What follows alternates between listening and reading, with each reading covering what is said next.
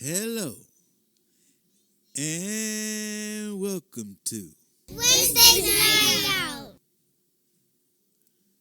with your host, Joseph, Turnpike Plaza 365 Rec Squad. Quotes that will change your life. A curated collection of mind-blowing wisdom. Edited by Russ Kick. Reality, truth, and such things. Our conscious motivations, ideas, and beliefs are a blend of false information, biases, irrational passions, rationalizations, prejudices, in which morsels of truth swim around and give the reassurance, albeit false, that the whole mixture is real and true. The thinking process attempts to organize this whole cesspool of illusions according to the law of logic and plausibility. This level of consciousness is supposed to reflect reality. It is the map we use for organizing our life. Eric Fromm. Mike had a new job in a new accounts at a bank near the Capitol, talking lately about moving out. Mike trolling for something. Just good idea or no? Better keep saving your money?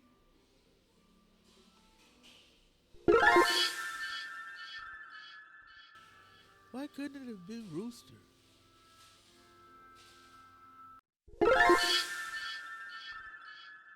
You know I liked you for about 5 minutes.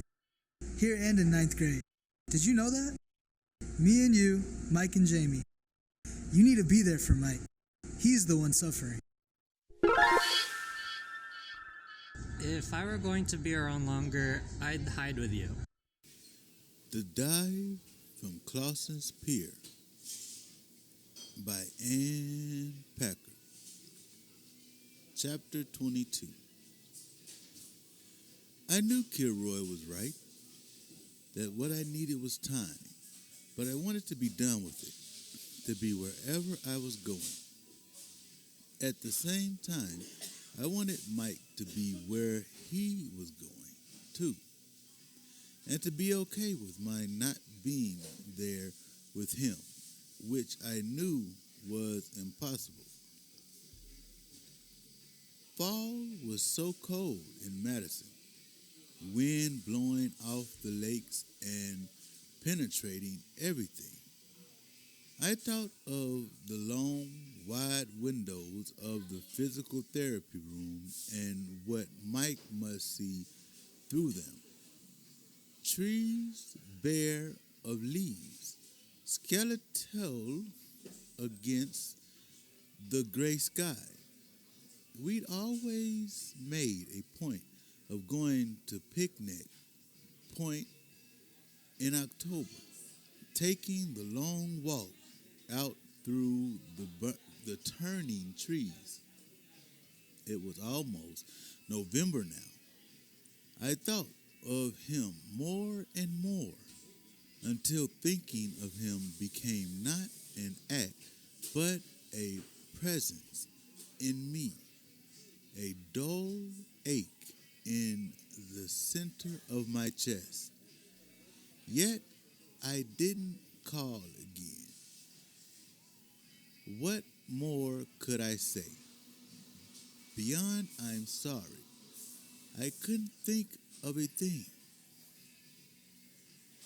It started raining, and a thin, cold rain that turned the entire city dreary. Being outside was unpleasant, but so was being inside. Trapped, the idea of all the other people in the city feeling pent up too. I was too restless to read books, so I bought a stack of fashion magazines and read them as carefully as texts I'd been assigned for a class. One afternoon, I sat in my chilly alcove flipping through the Vogue by the feeble light of my lamp. The sheer spring dresses made me shiver, but I kept paging along. What was it about fashion? Since arriving in New York, I'd been nurturing this fascination, this compulsion to look at clothes. It was less about beauty than about transformation. Who would I be in a turquoise paisley slip dress and beaded sandals? By 5, it was completely dark out. The early, weighty dark of a November afternoon. A long night still to come. I heard footsteps, and Lane appeared at the top of the stairs carrying a collapsed umbrella that was still dripping. She did a double take when she saw me huddled under Simon's scratchy blanket. "Carrie," she said, "you look like you're freezing." I shrugged. "Just the hand I'm turning the pages with." "Come into my room," she said. "Seriously? I'll make us some tea."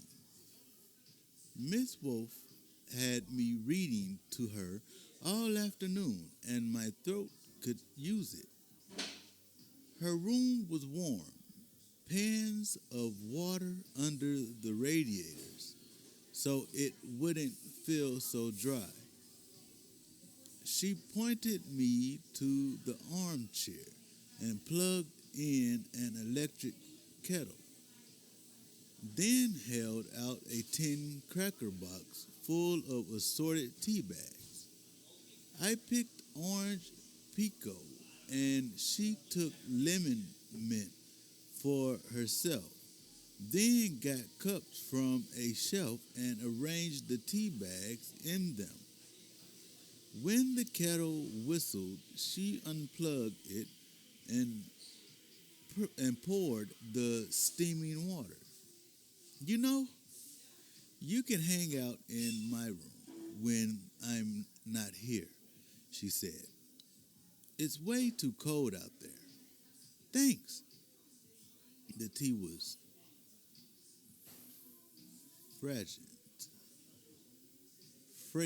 fragrant. I sipped mine slowly, then raised the cup to look at the tiny flowers along the edge, little purple blossoms interspersed with dark green leaves. There was a gold line on the cup's fragile handle, another ringing the base. "It was my grandmother's," Lane said from her bed, where she sat cross-legged on her puffy duvet. She held up her cup, which matched. "I inherited the set when she died." "You did?" "Not your mother."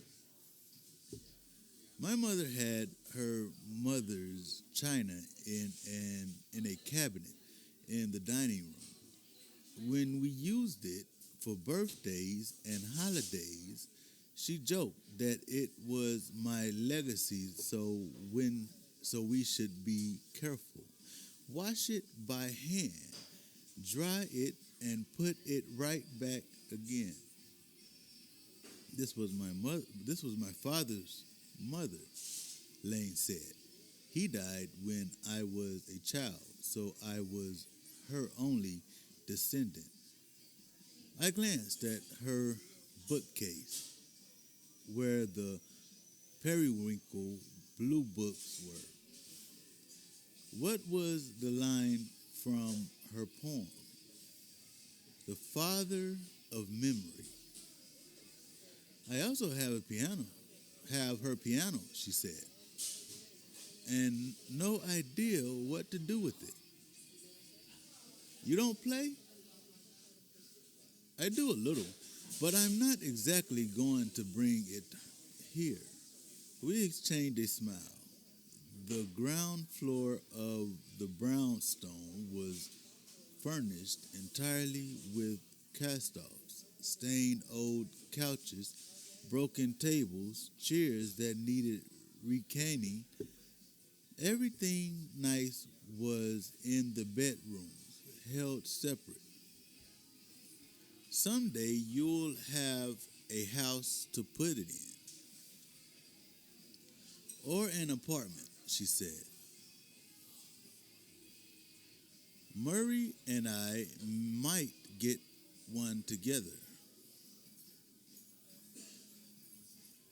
Mara was her girlfriend, a tall, red-haired woman who worked on Wall Street. Where does she live now?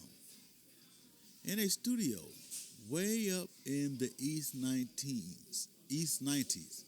It's a pain, but she refused to live here. Why?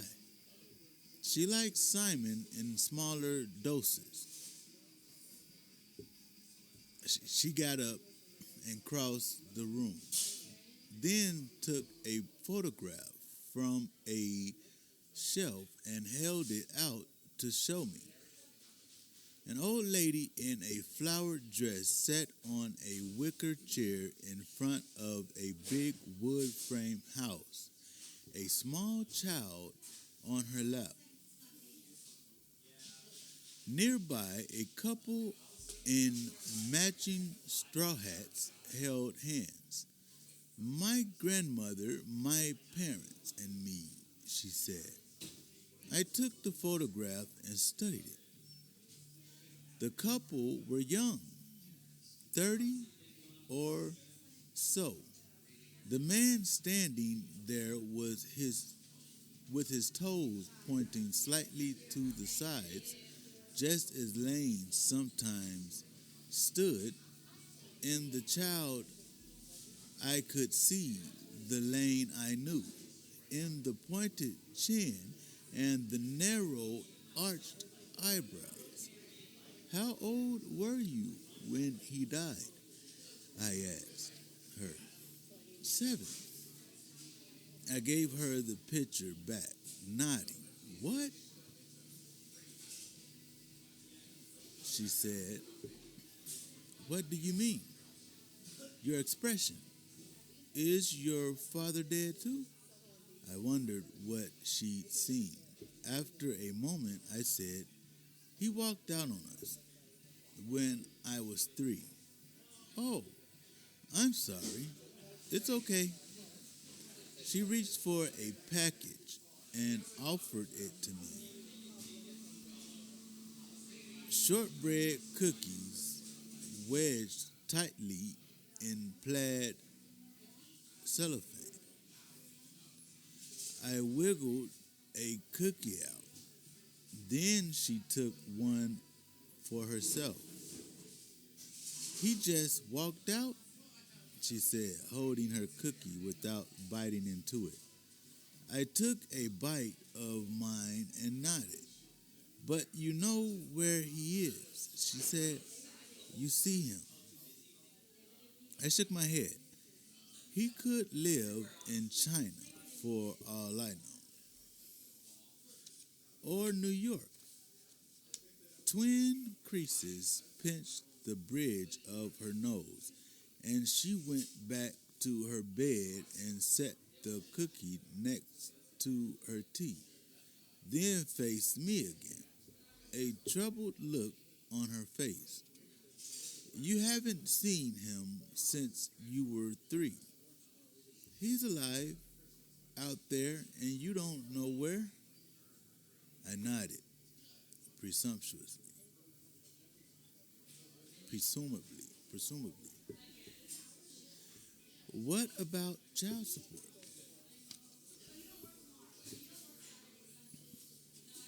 Ever hear of the expression deadbeat dad?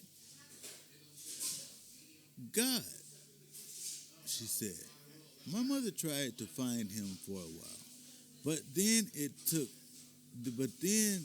was like if he didn't want to be with us. I let my voice trail off and stared into my lap. It was strange to be talking about it. She lifted her teacup and blew, then set it down again without having any. She said, I guess we have something in common then. Growing up without fathers, I guess so. I set my tea on the floor, then stood up and wandered to the window. My reflection stared back at me from the black glass, my hair hanging to my shoulders, a little frizzy from all the rain. She said, do you ever wonder what your life would be like if your father had stayed around? If you'd even recognize it? Without turning, I nodded. On and off over the years, I thought that if my father hadn't left, everything would have been different. I might never have even gotten involved with Mike. I remember my phone conversation with my mother back in September, how afterward I felt that my father had somehow caused or at least encouraged my disillusionment back home. Now I took it further, saw his desertion as akin to a physical force that had blown me from my mother's quiet house to the mayor's noisy one, and then had blown me on again. Having taught that loyalty, responsibility, and love were as nothing, valueless, light as soap, bubbles, and just as easily dissolved. Jump on a ferry. Carry. Just set yourself free. What are you thinking? Lane said. I turned around. Something along the lines of how events are so powerful, how they determine so much. That's what I always think about people. Like your father? She smiled. A faraway smile. He was a strange guy. He'd be full of plans one minute. He was going to take me to the circus. We were going to stage our own circus. But then he'd go lie on this old couch in our living room, his bare feet up on the arm, his toenails all horned and yellow, and he'd hardly know I was there. He had a brain tumor. See, but I didn't know that until later. And I was 6, 7. It was not like the words brain tumor would have had more power than he did. She smiled again. I think it's him as much as the fact that he died. Man with his anger and his misery. How many times did she sit spooning applesauce into my mouth while he ranted or lurked, came in or stormed out? My mother with a baby in her arms, then a toddler on her hip, so that she didn't even have to have the full use of herself to contend with him.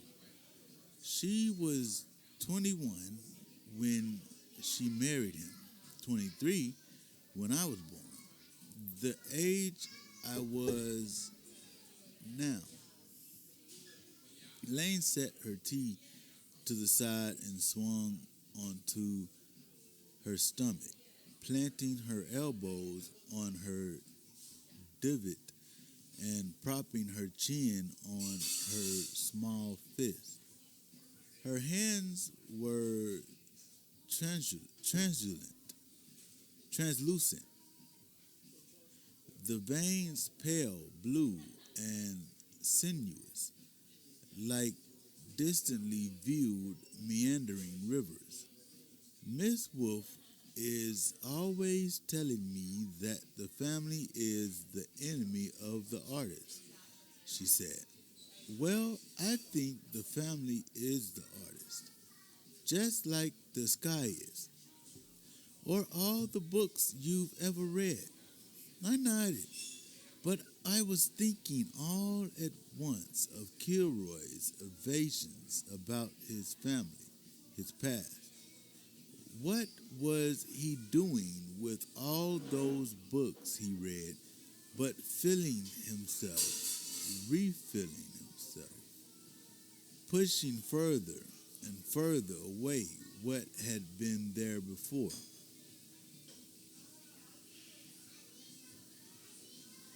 A few days later, a small package arrived at the brownstone with the morning mail, a little padded envelope inscribed with my name.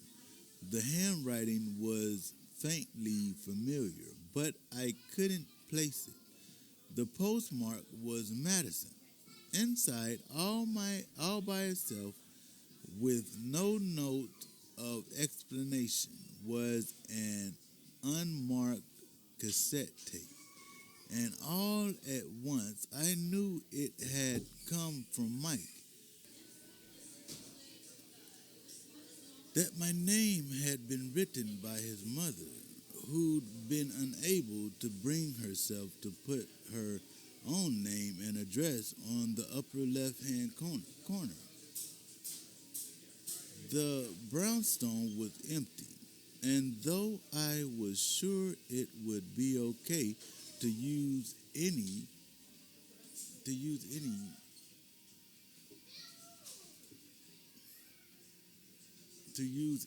of the stereos in the house, I didn't feel right not asking first. I took the tape out to my car, which was parked under a bare tree 2 blocks to the south. The driver's seat was cold through my jeans.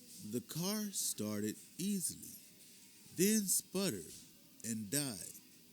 It smelled damp from all the rain. The engine caught again, and I gave it some gas, then switched the heater on and slid in the tape. There was a scratchy sound at first, and then Mrs. Mayer's voice whispered, "Okay, you're all set." Then her footsteps, and I saw her hurrying from Mike's bed to the door. Then a faint click, the door closing. The first thing from Mike was a deep sigh, and I bit my lip, wondering how I could be able to stand it. Hi, Carrie. It's October 13th. I guess I should say that. If I were writing you a letter I'd write, I was going to try to write on the computer in occupational, but I didn't want it to take 5 years. So, hey, thanks for calling the other day. Are you still walking all over the place? Be careful. You know, I'm sure you don't need me saying be careful, but don't walk alone at night or anything, okay? There was a long silence. God, this is weird. Sorry. You know, when you write a letter, you can stop and figure out what to say next. But if I stop, you just get blank tape. Or maybe you'll hear me breathing. Hey, what am I thinking? I have some amazing news. Are you ready for this? Rooster's getting married to Joanne. Can you believe it? No one can. Everyone's been going on and on about how they can't believe it, which is really pretty much of an insult to Rooster, if you think about it. I guess he popped the question in Oconomowoc. They'd gone over there one Saturday. Guy's the happiest I've ever seen him, and she's really nice. I don't know how well you got to know her, but she's great. It's going to be in late December, and well, I mean, would you be coming home by Christmas anyway?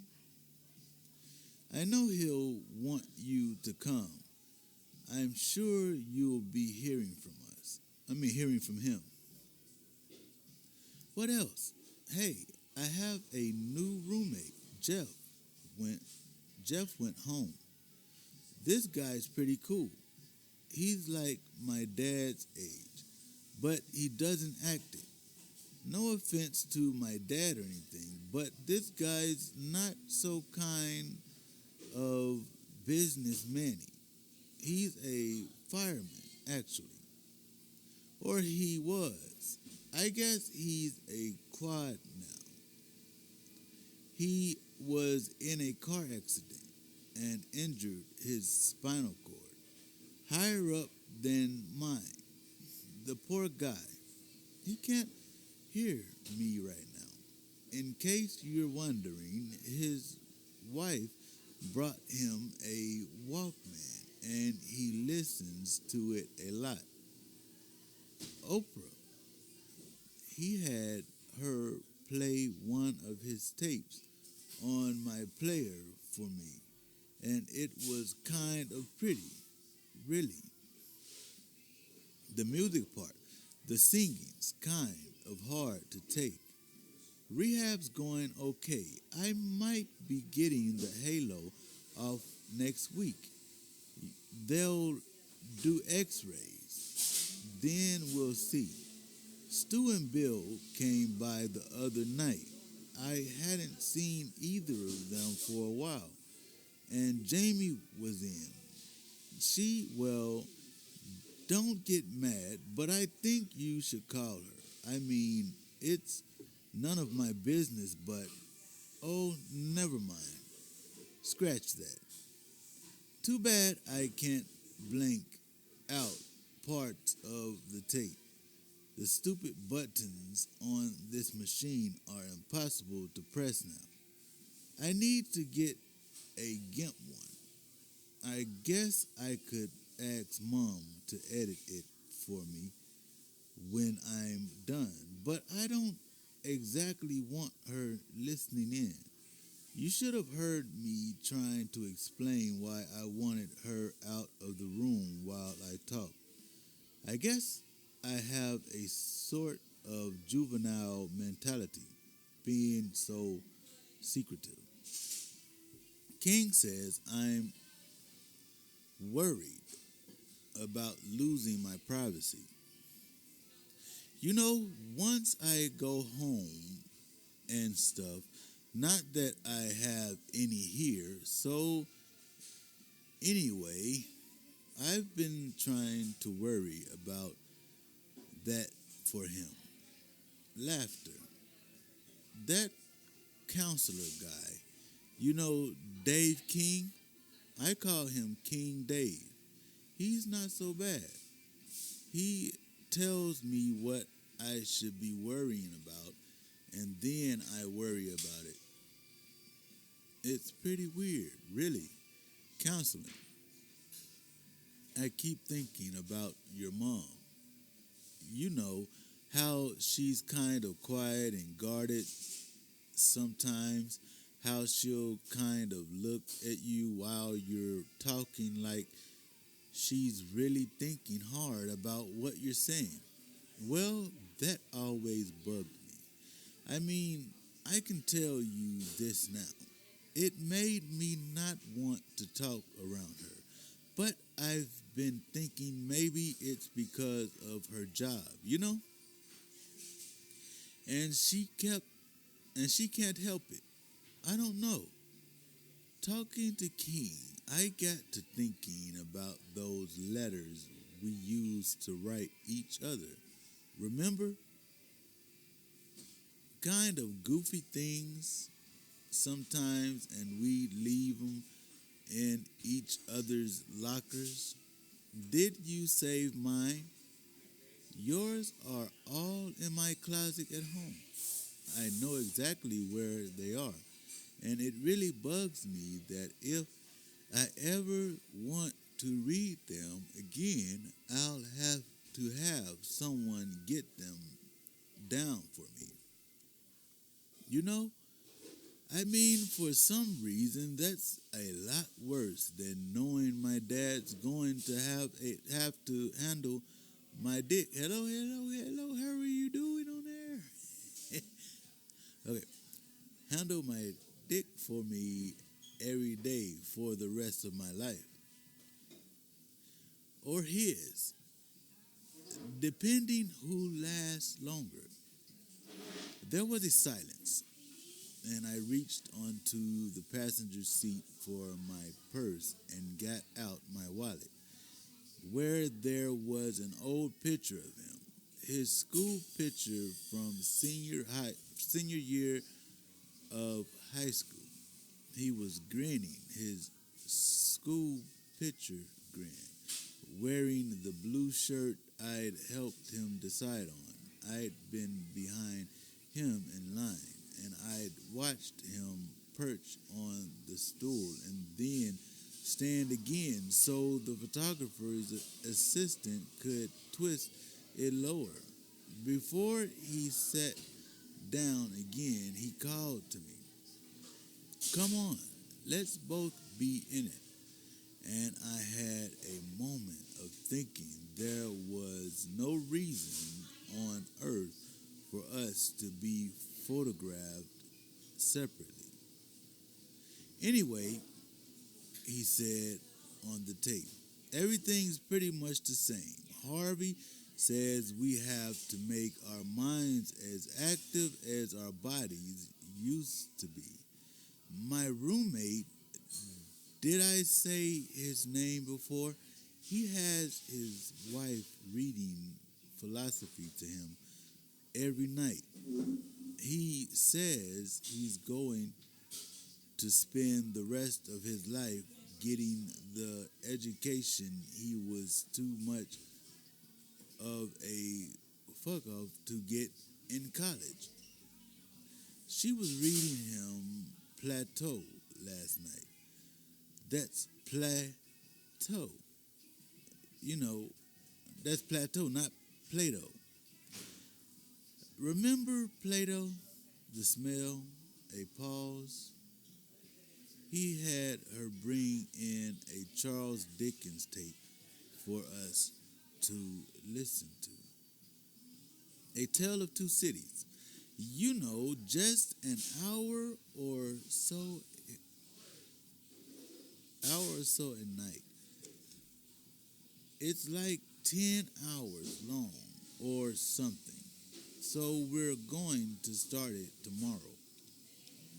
Kind of different from the days of Jeff, huh? What? There was some noise I couldn't identify. Wait a second. Wait. I'm talking to Carrie. Yeah.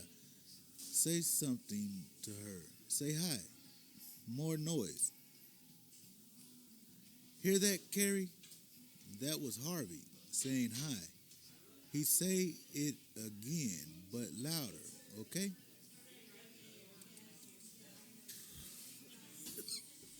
There was a silence, and then a faint new voice saying, "Hi, Carrie.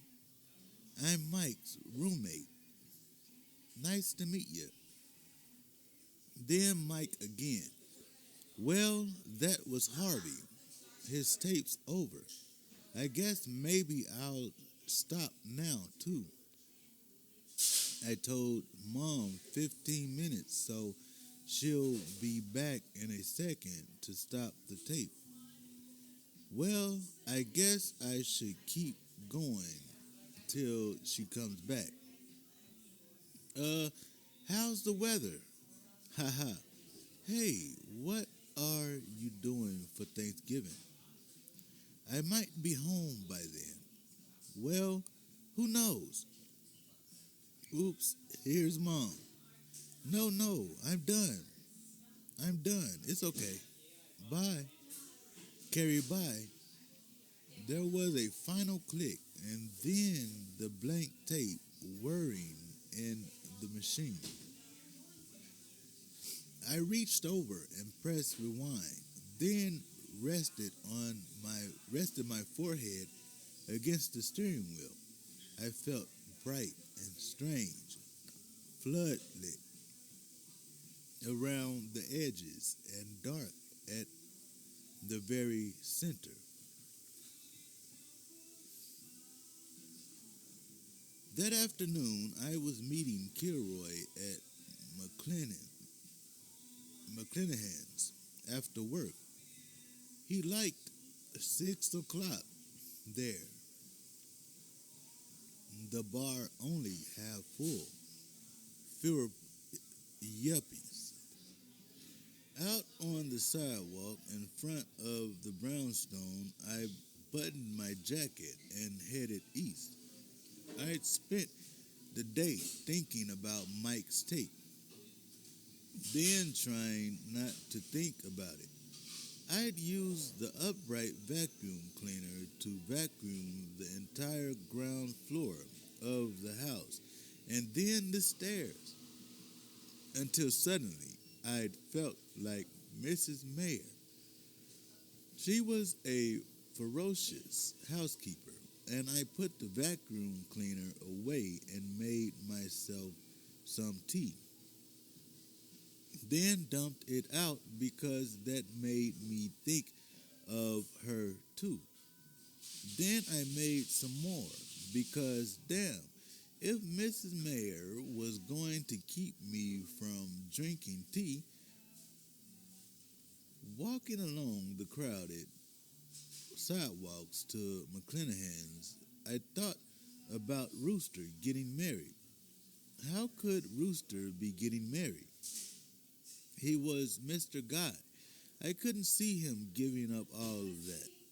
His rat hole apartment with the couch that smelled like dog, craft dinners with a couple hot dogs cut up in them. I couldn't see her wanting that. Beautiful, cool Joanne wanting him and the things he was good at. Fixing stuff, and being the one to drive all night while everyone else slept, and belching the loudest after a beer. Then there was how there was how they met in the intensive care unit while Mike was unconscious. Forget love and faith and all that. I kept coming back to the simple question of how they could build something on the back of Mike's bad luck. And also to the simple question of how I could. Kilroy was sitting at the bar when I arrived, wearing his leather jacket over a brown shirt, a half-finished beer in front of him. He looked up and gave me what I thought of as his amused smile, as if he were amused by me, by the fact of us. Mike had always greeted me in a physical way, with a one-armed hug, a kiss to my forehead, a hand snaking around my waist, and a smile that said, "I'm glad to see you." "What news?" he asked as I climbed onto the stool next to his. I shrugged. He gave me a quizzical look, then reached for a pack of matches and fiddled it between his fingers. No news is good news then, I guess. Beer? Sure. He waved for the bartender, Joe, a 50-ish man with a perfectly bald head. Joe ambled over and raised his eyebrows. Carrie here will have a draft, Kilroy said. Joe smiled. I think that can be arranged. He moved to the taps, and I watched while he filled a glass, holding it at an angle while the beer streamed in. At the other end of the bar, a man in a suit sat by himself, holding an old-fashioned glass, setting the beer in front of me. Joe gave Kilroy a funny look, and I wondered how long Kilroy'd been coming here, whether Joe had seen other women come and go from the spot where I now sat. I took a sip of the beer, cold and grainy, with fizz. My arms felt tingly. So what? So, Kilroy said, talk to me. I got a tape today. A tape? From Mike. He raised his eyebrows, and I said, well, he can't write. I know that, he said. I know.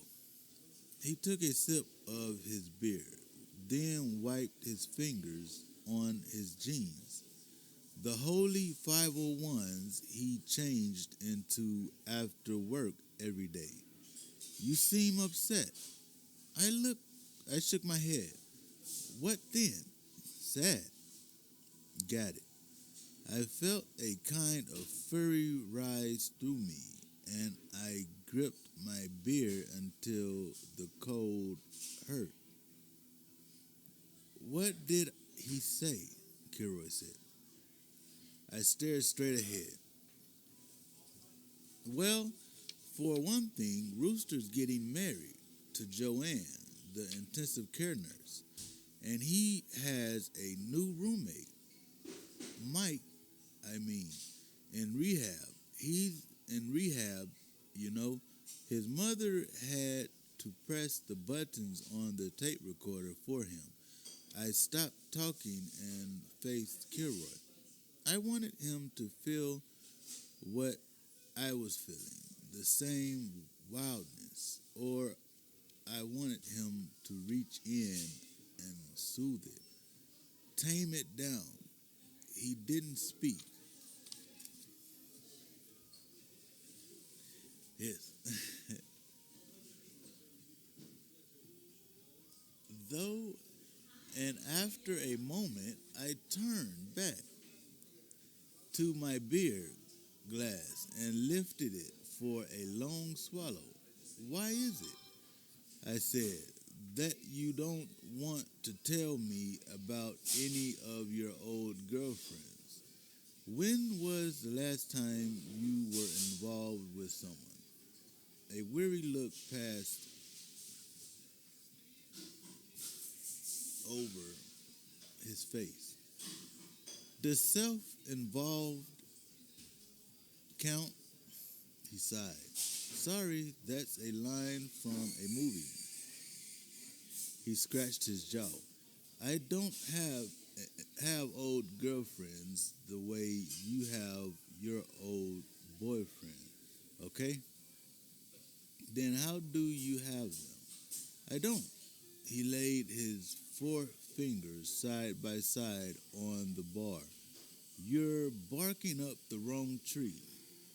Joe leaned against the bar sink, his arms crossed over his chest, and I thought of what Kilroy had said to me our first evening together. I'm just a guy who likes bars. I wondered if over the years he laid out his life for Joe, bit by bit, or if liking bars meant laying out precisely nothing. I faced Kilroy again and found him watching me from an odd look on his face, a look on the edge of becoming something else. In a small, crowded voice, I said, which tree should I bark up? And when Kilroy looked away, I couldn't help it. I had to press harder. Well, which tree? Why don't you try not barking? He snapped. He stared at me with a terrible sneer, capsizing his mouth, and finally I got off my stool and slunk away, past the bar, between the empty tables, through the heavy door, and out into the night. I set off down 6th Avenue, skirting idlers and sauterers, walking fast. What was wrong with him? What was wrong with me to have put up with what I'd put up with so far? The secretiveness of him, the fortress. Oh, he was kindness itself.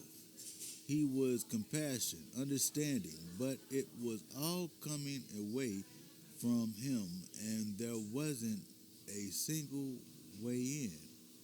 A block or two before 14th Street, I cut east, through dark canyons, past old warehouses and stalled waiting trucks. I saw a couple pressed against a building, both tall, both wearing black leather jackets, 3 guys about my age, walking fast without talking. A skinny black man wearing a Sherlock Holmes hat, standing in a doorway saying, I'm waiting for the moment, I'm waiting for the moment.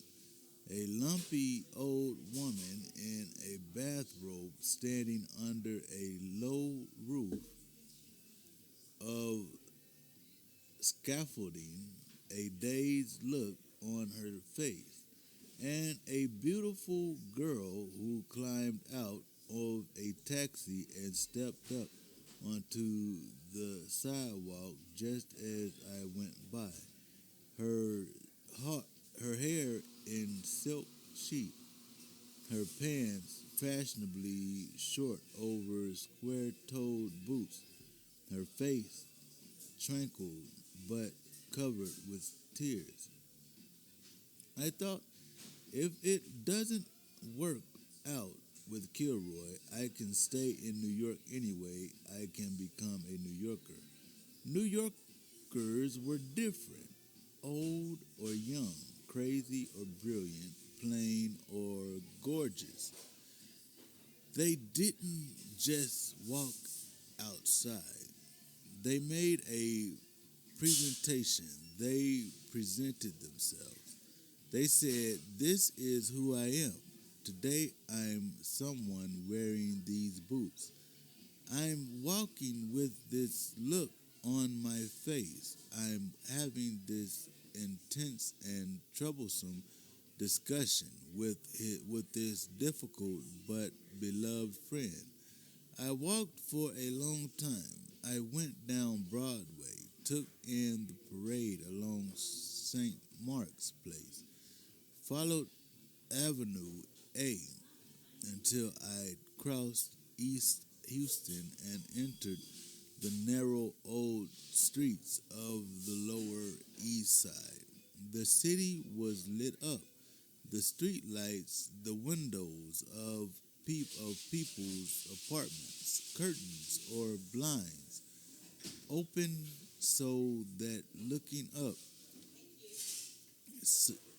you could see the top of a picture, a doorway leading to darkness. I'd forgotten my gloves, and I pulled my arms inside my jacket and walked with my hands tucked in my armpits, my empty sleeves dangling. I didn't get back to the brownstone until nearly 9. Simon, Greg, Lane, and even Alice were sitting around the kitchen table, drinking red wine and eating from a platter of sliced peasant bread and marinated vegetables, the reds and purples glistening with oil. A quick glance at the whiteboard told me Kilroy hadn't called. "Pull up a chair," Simon said. "You look like you could use some wine." I found a chair against the wall and dragged it over to the table.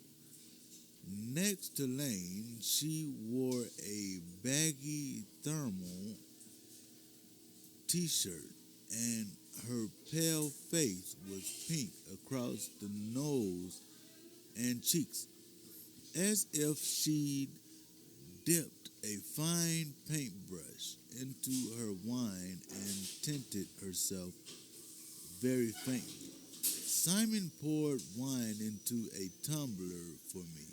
"So, Carrie," he said, "how abjectly pathetic do you think I am?" I glanced at the others and saw from their suppressed smiles that they knew where he was going. "On a scale of 1 to 10, he went on, with 10 being, the kid in 4th grade who smelled weird and never got invited to any birthday parties, and 1 being Kevin Spacey." "Kevin Spacey's not pathetic," Greg explained. "He's totally cool. He's God." "That's my point," Simon said, rolling his eyes. "Jesus." Simon, Lane began, but he waved her off. "This is between me and Carrie. How abjectly pathetic." 3, I said. No, 2. He looked at Alice, and they both burst into laughter. You are way too nice to live in New York, he said to me. Greg and Lane probably wouldn't give me more than a 5. And Alice, he tossed her an arch look. I don't know, doll. What do you think? 8 or 9? She smirked and ran a hand through her short, bleached hair, which she wore in a stylishly disheveled flip, the bangs flopping onto her forehead. Sweetie, she said, gosh, I had you at 7, easy. He smiled and turned back to me. It's a question because of what I did today. What? I called Dylan. He gave me an ironic smile. From the gallery, remember? I remember. Dylan of the gorgeous face and the bored condensation and the pseudo-intellectual talk. Wow, I said. Are you going to meet him for a drink? His face went pink, and he started laughing again. Lane frowned a little and looked down at her hands. He laughed harder, her face redder still. Careful, Alice said. You're about to drool. He shook his head, but he was laughing silently now, convulsively. He wagged his hand at Alice in a kind of summons. She took a sip of her wine and looked at me. Dylan said, and I believe I'm quoting accurately. Here, you know, I'm reorganizing my file cabinet right now, and I just feel really, really overextended. Greg giggled, and I looked at Simon. Really? He nodded dramatically, still laughing noiselessly. In other words, he managed at last, wiping tears from his eyes.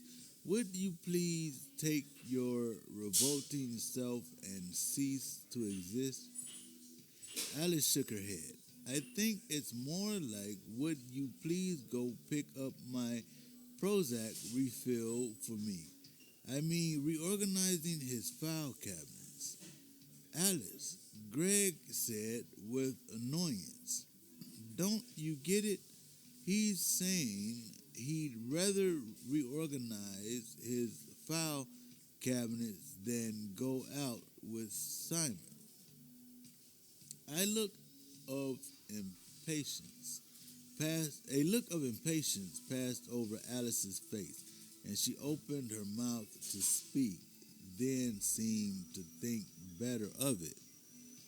Thanks for the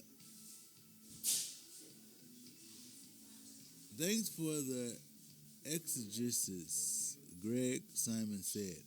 You had a bad day, Lane said suddenly. She looked at me for a moment, then turned back to him. Just, what? He said. Shut up about it.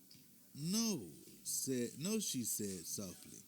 You know, that's not what I mean. He sighed. I know. He reached for a piece of bread and dipped it in the olive oil. He took a bite and then set what was left on his plate. So, he said to Alice, where's Frank anyway? I don't know when you were last here at this hour. Having dinner with his asshole cousin, she said, I came down with a crippling headache at the last minute. She smiled. Hey, did I tell you guys he wants me to move in? Move in, Simon said. You already live here. You already live there. Officially, she said. Lane studied her. Are you going to? Alice shrugged. Maybe. His place is so tiny. If nothing else, having me and my stuff there all the time would probably make us break up sooner. Simon and Greg laughed. You're psycho, Simon said. Plus, think of the great material, she went on. I could do a one act where the whole thing took place on a bed. She wrote plays, or maybe just wanted to. Day after day, I went by the open door to her empty room and saw her unused computer sitting on her desk, covered by a Barbie beach towel. I'd mentioned it to Kilroy once, and he'd had some remark about my living in a wannabe house. I remembered what he'd said of Simon. He's trying to be something he isn't, and my fury at him intensified. What was so terrible about wanting to be something other than what you were? How could you become anything without having wanted to be that thing first? All at once, I was ashamed of having written off Alice's writing. For all I knew, she also had a laptop or wrote longhand or just thought about it a lot. Shut up. I thought at Kilroy, and then something fell in on itself, and I felt myself sink into despair. What did I mean that I was yelling at him in my mind? Was I even in his? Are you okay? Lane said, looking at me with concern. I took a swallow of wine and nodded. Now everyone was looking at me. Simon, with his head tilted to the side, his eyes narrowed between the lenses of his glasses. I guess I'm kind of tired, I said. You know, Alice said, this whole time I've been sitting here thinking how much I like your shirt, but like stupidly not saying it. It's really cool. I was wearing a long-sleeved red t-shirt to which I'd added some embellishments about a year ago. One weekend when I was bored, red and gold braid around the neck and down the front, alongside which I'd sewn a brass button every couple of inches. I'd even put a 3-inch slash of braid across where each of my hip bones hit to suggest little pockets. Thanks, I said. It reminds me of my grandmother, she added. Alice, Simon exclaimed. It's a compliment, she said. My grandmother has a lot of style. She tucked her hair behind her ear. Seriously, it's like the jacket of one of her Adolfo suits, but with an ironic spin. It's very postmodern and fin de siècle. Adolfo overtaken by the Gap.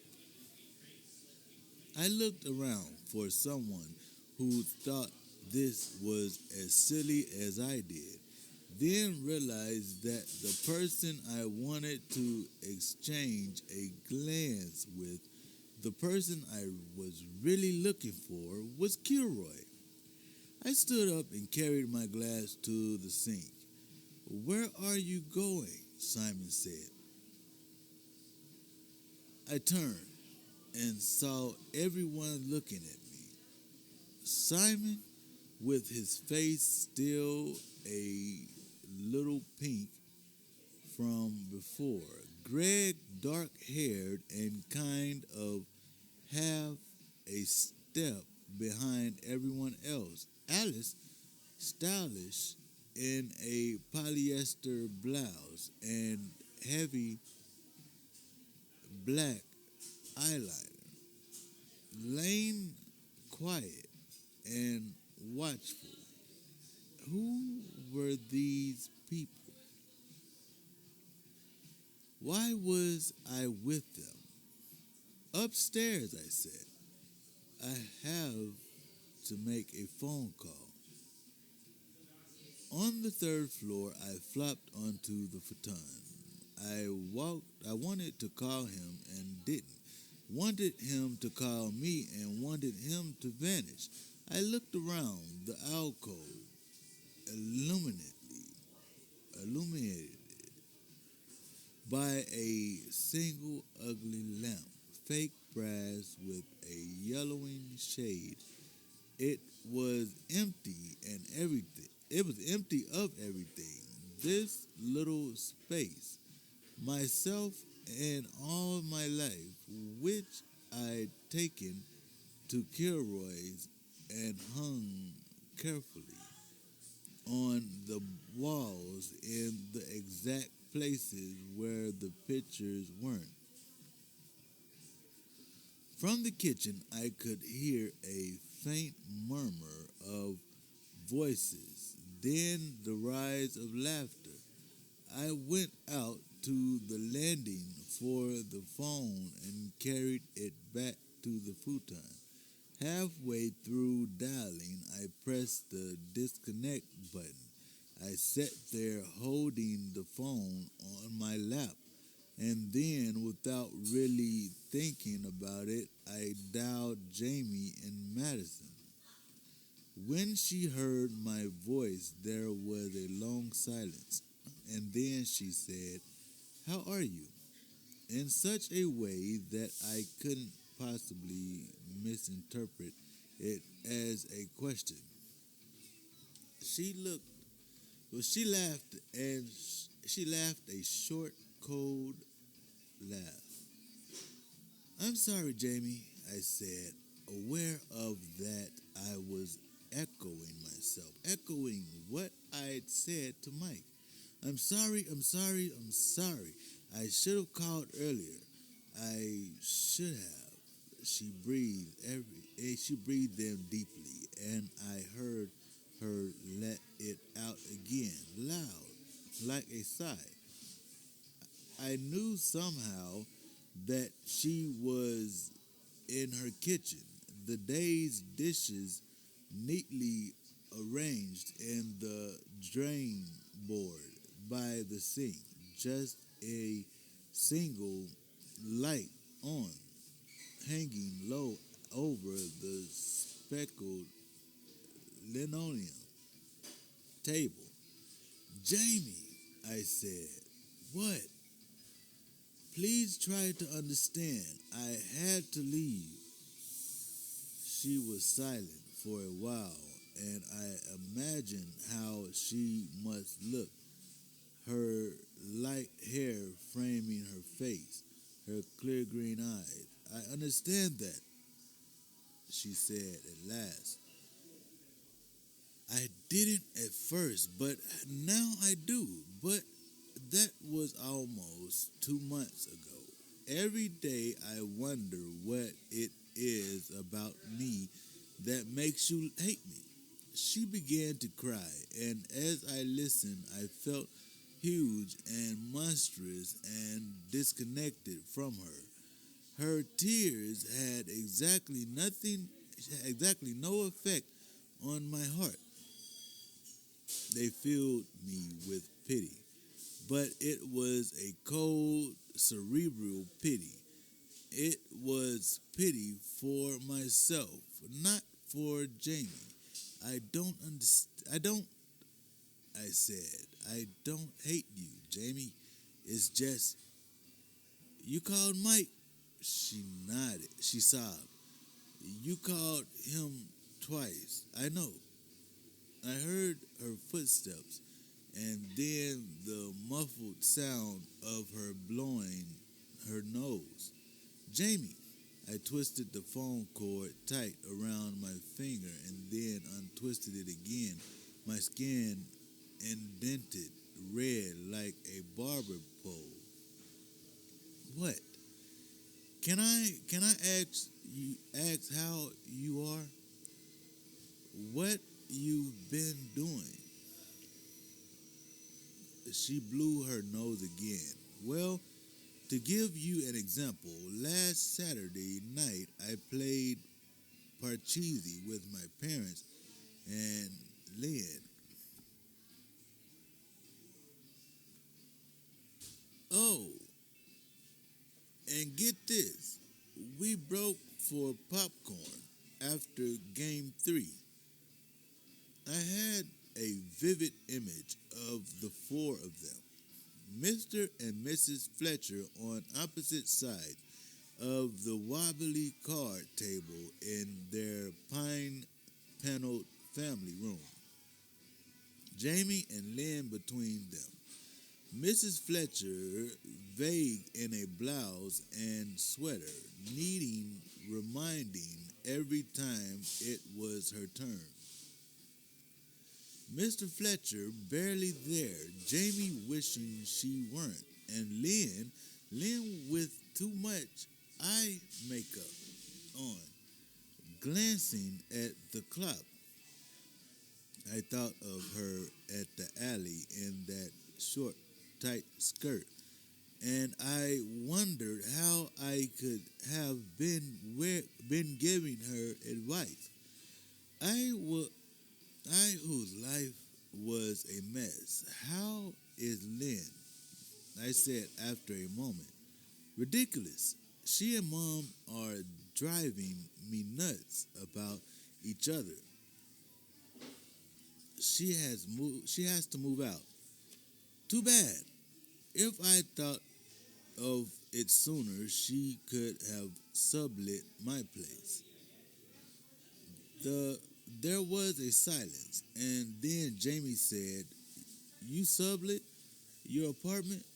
I felt a spike of fear. Didn't she know? How could she not know when everyone in Madison knew everything about everyone else? Well, yeah, I did. There was a thump, and then nothing. Silence, just the whoosh of all the space between us. Jamie, I waited, and then I said it again and again.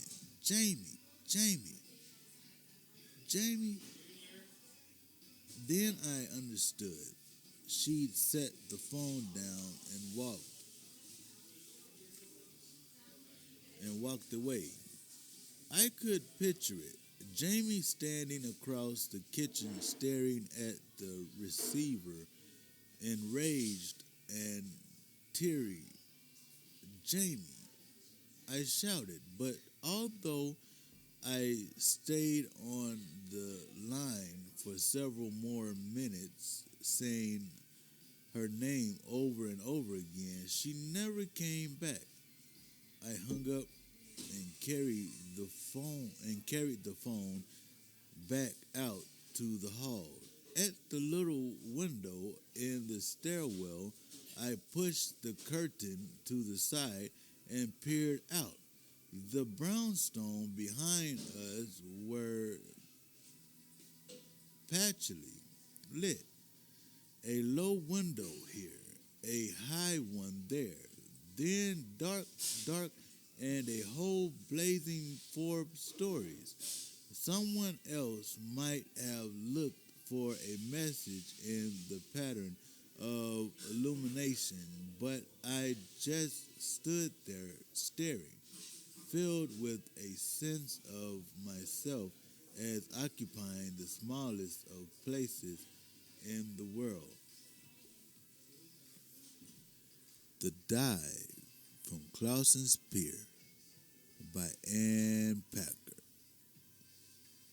Turnpike Plaza, 365, Rec Squad.